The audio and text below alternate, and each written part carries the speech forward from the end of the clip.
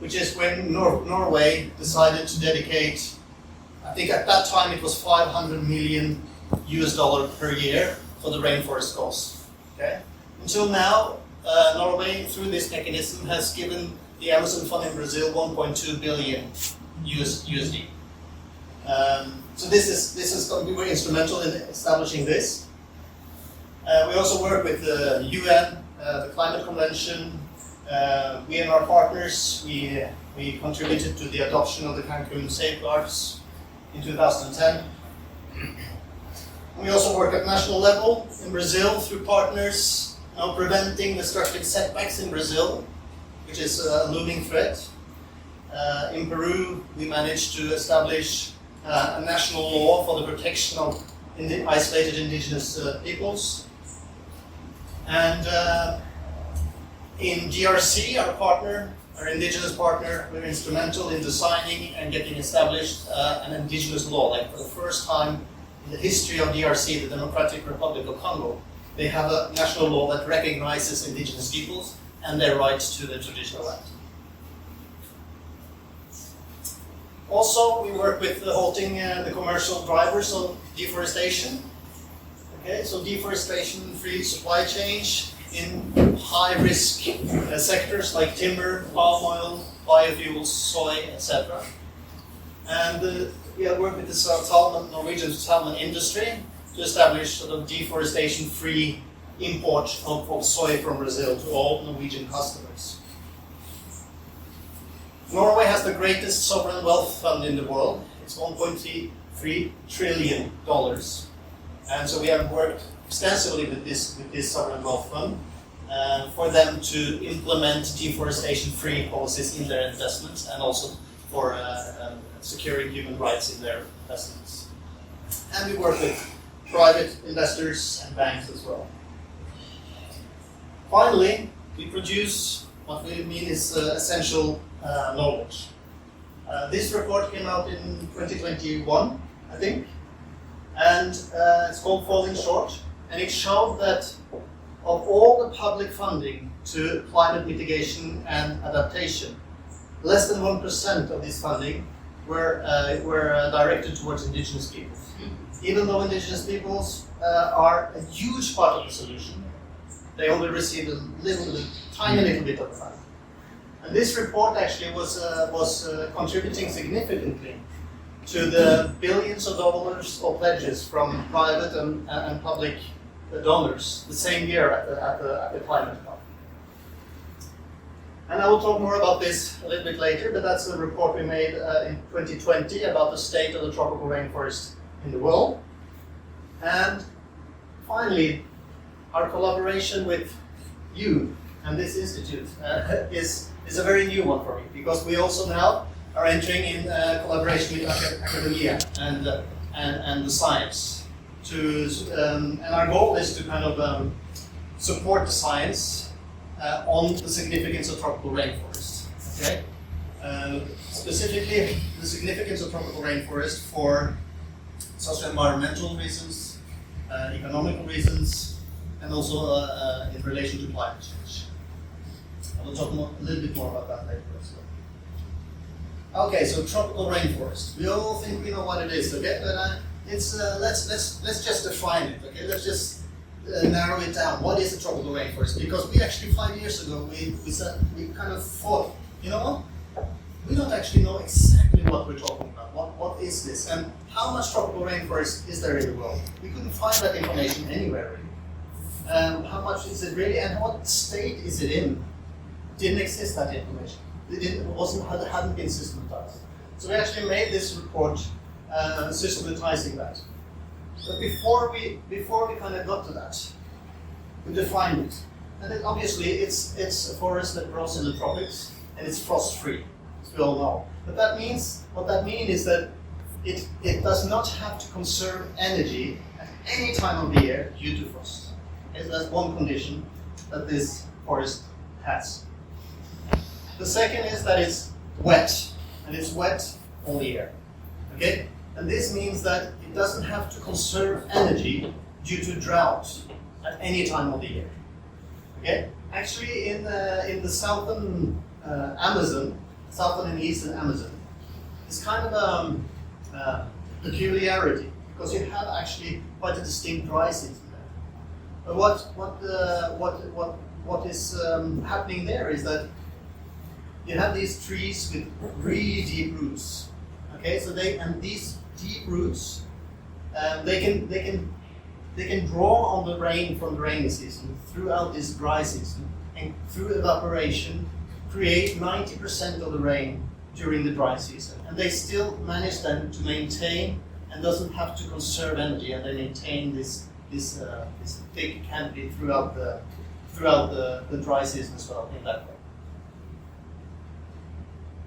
And this thick canopy is very distinct for the tropical rainforest. It blocks almost all the sunlight. Only 5% of the sunlight reaches the ground. And so there's very little growing on the ground in the rainforest. And 80% of all life is up in the trees. All right? And there's no grass. There's a very important factor. There's no grass in the tropical rainforest, like you have in other forests, more open forests and savannas. And I will get back to that.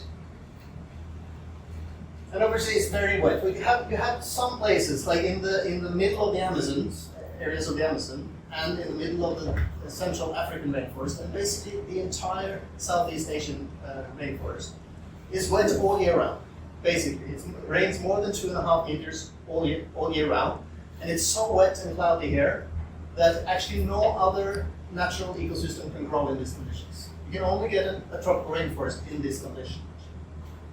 And then you have the rainforest, that sort of buffers this, that you have in the south and eastern Amazon, that you have in south and north and central Africa, which receives less rain, between 1.5 meter and 2.5 meter per year. And you have this, as I said, you have this sort of dry season, but the trees manages to make use of the sort of reservoirs of the rainy season to maintain the canopy. So they don't have to conserve energy during this time. But this is a picture from the southern Central African rainforest, and it looks artificial, doesn't it, this area? It looks like it's man-made, but it's actually completely natural formation. And the only reason why there's no forest here is due to fires. Okay, so the African savanna is adapted to fires. And it burns here because you have grass. You have enough sunlight for fire-prone grasses to grow. So then you get the grass, and when you get these natural cycles of fires, and they reach the forest edges, since the forest is it blocks the sunlight, there's no grass, and there's too much humidity, the fires simply just die out. And these formations, they change slowly over hundreds of years to get these formations. And then you have, this is not unique to the tropical rainforest, it's unique to forests and vegetation, but the tropical rainforest produces a lot of the rain that it receives. I'm sure you've heard of that, and here in the Amazon you have Antonio Norway who has studied this and promoted this to biotic pump, where you have the evaporation from the trees and the forest on the land creates an underpressure which pulls the moisture that evaporates from the Atlantic Ocean inland, okay? Thousands of kilometers inland. So that's one mechanism, it pulls that in. If it hadn't had the vegetation here, most likely you wouldn't get that push, that pull, so you wouldn't get the rain inland. And the other mechanism is it's called the evapotranspiration, where you have the circulation of rain, like the roots drawing on the moisture up through the trunk and evaporates out of the leaves. And actually in the Amazon, the forest of the Amazon is more efficient in creating evaporation than open body water. Okay, so there's more evaporation from the surface of the Amazon than you have evaporation from the surface of open water. Okay, so and each year there is more evaporation from the Amazon forest than is discharges into the Atlantic Ocean by all the rivers in the Amazon basin combined. Okay, so you evaporate 22 billion tons of water from the forest every day. But the the mightiest river in the world discharges only 17 billion tons of water every day, which is quite remarkable. So the forest itself creates its own climate and its own rain. The third aspect that is unique to the tropical rainforest is its age. Okay, in Norway we have the forest. It's a beautiful forest. It's about 33 species of trees in the entire, in all of Norway. 33 species. It's only 10,000 years old. It's not even that, 9,500 years old. Okay? The tropical rainforest is the only forest in the world that has existed like continuously, more or less continuously, for tens of millions of years. And the Amazon is at least 60 million years old. You have the oldest tropical rainforest, possibly in northern Australia, can be around 180 million years old. So the tropical rainforest is so old that even the dinosaurs roam this forest that we still have on Earth today. It is so old that whole plant families was originated in this forest. You have the palm, for instance. The palm family originated 50 million years ago in South America in the tropical rainforest that we have. Before they later on sort of migrated to palmy beaches in the South Pacific. It originated in the tropical rainforest in South America. Okay, so all of this, they don't have to conserve energy, not due to frost, not due to drought. It creates the most powerful conditions for plant growth. And this creates an enormous storage of carbon in live biomass. So estimations are that in the tropical rainforest globally, there are about 1 trillion ton of CO2 stored in the trees and plants, okay, in live biomass, not in dead biomass, but in live biomass. 1 trillion ton. That equals Brazil's total emissions, like yearly emissions, for 2,000 years. Okay, so Brazil could pollute for 2,000 years, and that would equal all the CO2 stored in the tropical rainforest worldwide. And the second thing, in these conditions, create the most favorable conditions for the creation of life that this planet has ever seen. Okay? I mean, the tropical rainforest is so rich that no other ecosystem can compare. Not now, not previously. Okay? 59%. There was a study coming out in 2021 where they went through all sort of the registry of vertebrates in the world. They wanted to see, okay, how much of the vertebrates are in the tropics, and then they divided it up in tropical rainforest, dry forest, etc. And they found that all the known animal vertebrates in the world, 59% have been found in the tropical rainforest alone. Okay. This is a forest that only covers 6.4% of the terrestrial surface. And we have now discovered about 2 million species on this planet. Scientists argue whether it can be 5 or 100 million. So, I mean, nobody knows how many. But they estimate that maybe as much as 80% of all the species in the world, known and unknown, will be found in the tropical rainforest. One new species is discovered every day in this forest. In the Amazon alone, 10 new mammal species are discovered every year. And actually 25 years ago, we also discovered a new species of one of my closest relatives, an orangutan species, completely new to science 25 years ago. When the Tapanuli orangutan of Sumatra, it's on the Sumatra in Indonesia, was discovered, it was immediately registered as one of the most endangered animals on the planet. But there's not just unknown species, there's also unknown people in these forests, which is quite remarkable. Okay? In the Amazon alone, there is at least 100 indigenous groups that has no contact or little contact with the world that Christopher Columbus brought with them 500 years ago. Okay? Most of them live in Brazil and Peru, and the border region with Brazil and Peru is where by far most of them live. And there are probably many groups still in the Amazon that we don't even know exist. And these are people that clearly do not want anything to do with us. They show that clearly. And they constantly have to flee deeper and deeper and deeper into the forest, fleeing from bulldozers, chainsaws, fires, diseases. Okay, back to the science. Statistics. So we made the state of the tropical rainforest. We didn't know how much rainforest there was in the world, and we went about. So what we did, we used the primary humid tropical forest data set of University of Maryland, and we compared that to FAO's global ecological zones for forest reporting and WWS World Ecological Regions. And we kind of exclude, so we found that there was no data set that sort of was for the tropical rainforest. And we found that this didn't quite fit. For instance, this data set includes the entire Chiquitano forest of Bolivia and Brazil, which is a huge forest, but it's a dry forest.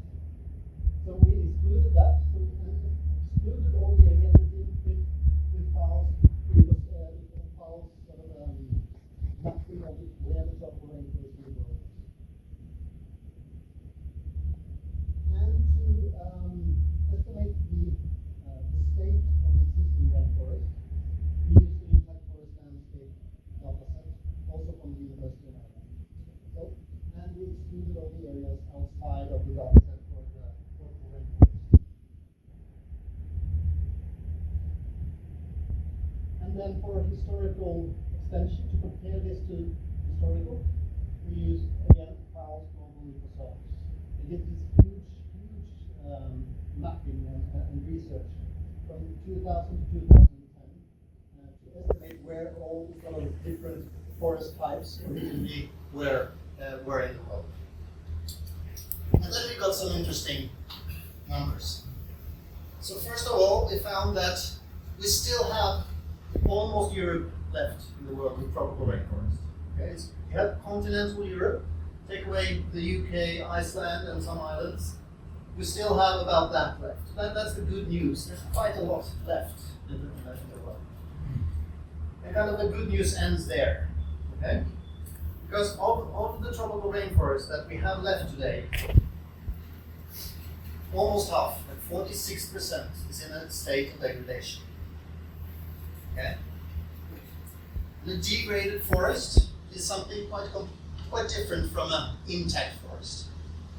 Degradation, it happens through extensive selective logging, infrastructural development, oil and gas development, the creation of roads and chopping of the forests, so you get these islands of forests, and you get a lot of edge effects along the forests, and of course fires. An intact forest stores at least up to three times more carbon than a degraded forest. It conserves many times more biodiversity, and it produces rain and this evapotranspiration much more powerfully. But perhaps more importantly is that, and you know this very well, that is that the degraded rainforest can burn. An intact rainforest with a climate intact basically cannot burn. It is not a forest that is used to fire, and it's too wet and too it lacks the fire-prone plants to be able to burn. But a degraded forest can burn, and I mean the dry climate.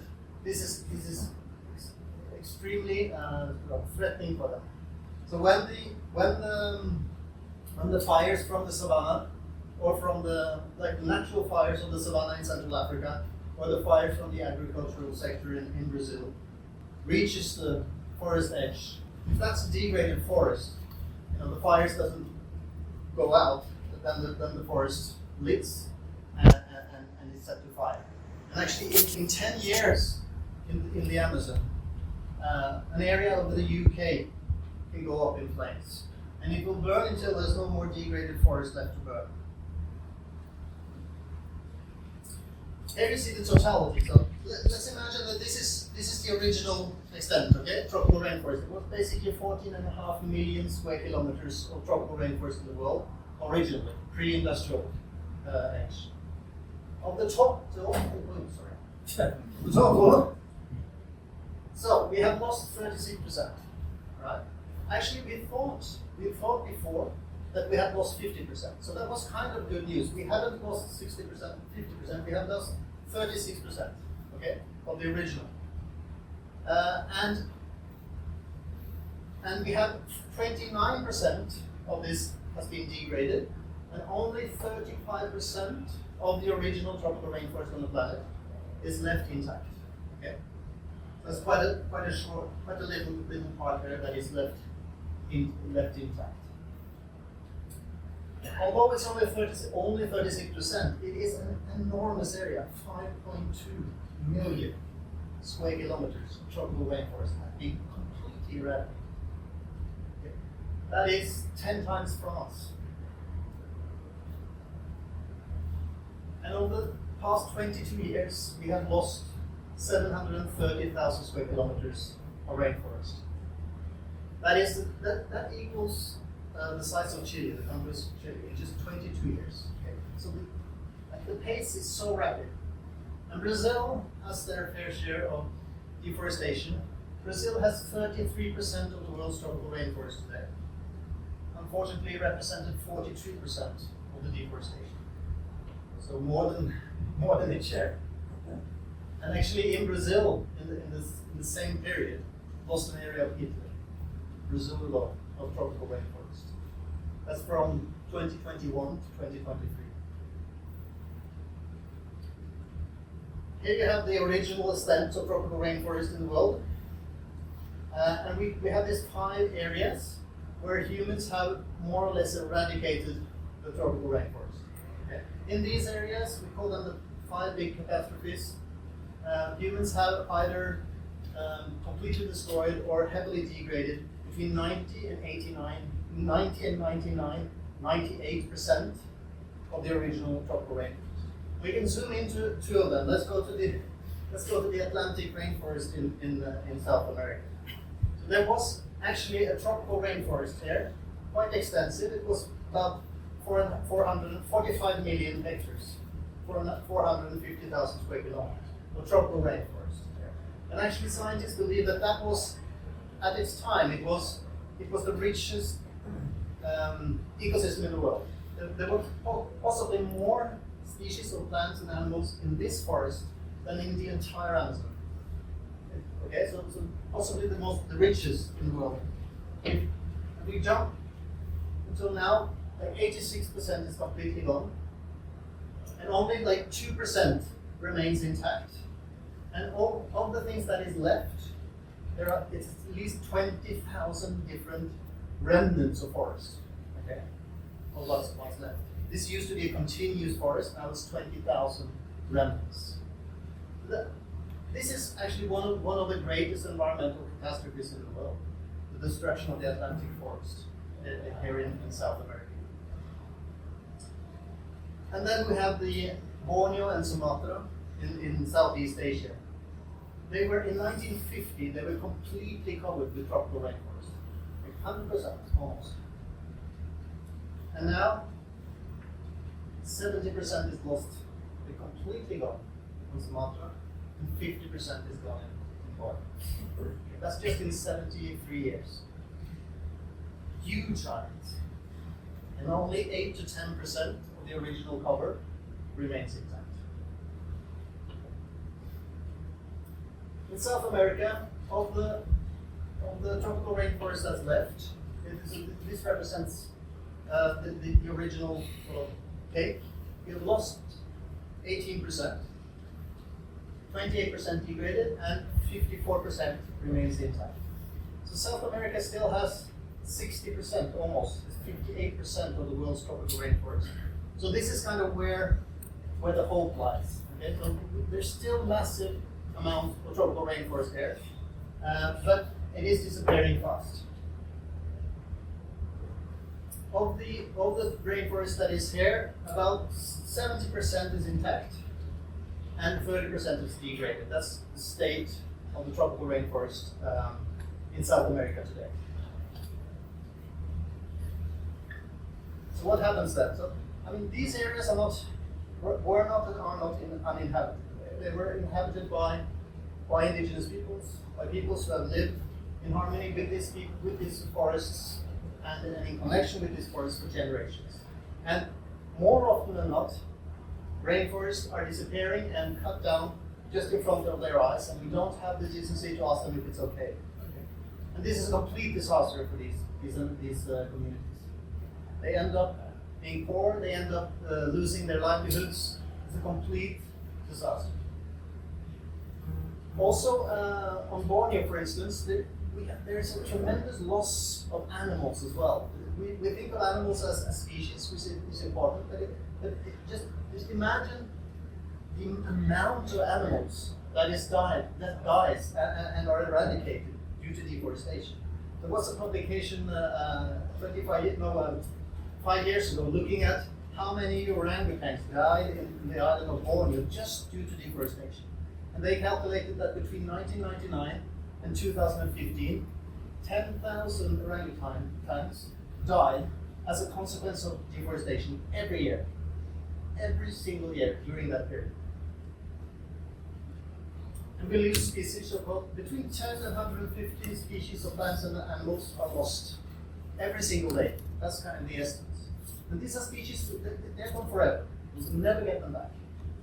And that's due to the destruction of tropical rainforest alone. And we lose rain, and we get the prolonged rainy season that you have shown. On the island of Borneo, 50% of the rainforest is gone, and research shows that with it, 20% of the rain has gone. And it is starting to affect the agricultural business there as well. Okay? And obviously we have the tipping point issue here in the Amazon, where when you come to the tipping point, where the forest is no longer able to sustain, to create enough rain to sustain itself, and you get this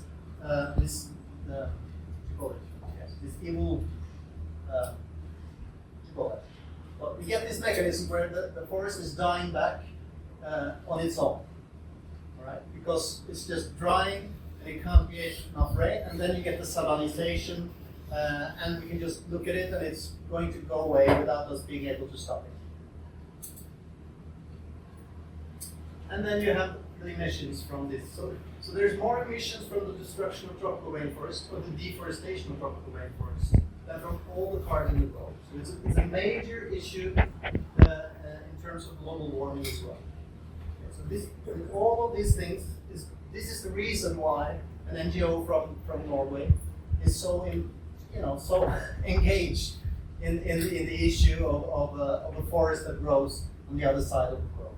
Okay? It's just so unique, and it's so important for all of mankind, this forest. We simply cannot lose it. This is in Indonesia again, and just a few months before this photo was taken, there was a forest here pulsating with life. And then man comes in and does this to plant one thing, and that's palm oil. And the irony is that palm oil originated actually in the same forest. So we convert the richest ecosystem in the world in terms of life to plant one thing. And this just simply has to stop. And it's not a matter of when I talk to people think that we have to deforest to increase, to have economic growth, to get food, etc. It's simply not true. I just want to give an example from Brazil again. So you have cattle ranching in Brazil, and it's done so inefficiently that if you had did this calculation, if you had converted, or if you had produced the same amount of beef that you do in the Amazon today, in the Brazilian Amazon alone today, if you had done that by giving them grain instead, not pasture-fed, but just grain-fed, you could produce the same amount of beef, and you would free an area the size of France. and you would still have the same amount of leaf produced. So I mean, in theory, this is possible. This is doable. It's not necessary to destroy the rainforest. Okay, it's just a matter of political will and doing the right thing, and then we can be prosperous at the same time. I will end with coming back to the core of Rainforest Foundation's work, and that is supporting indigenous peoples in their legalization of the land and management of their land. And I just want to show you some facts that shows that these are the true guardians of the rainforest. So in the Amazon biome, 28% is now legalized indigenous territories. Okay, 72% represent all other areas, protected areas, governmental areas, whatever.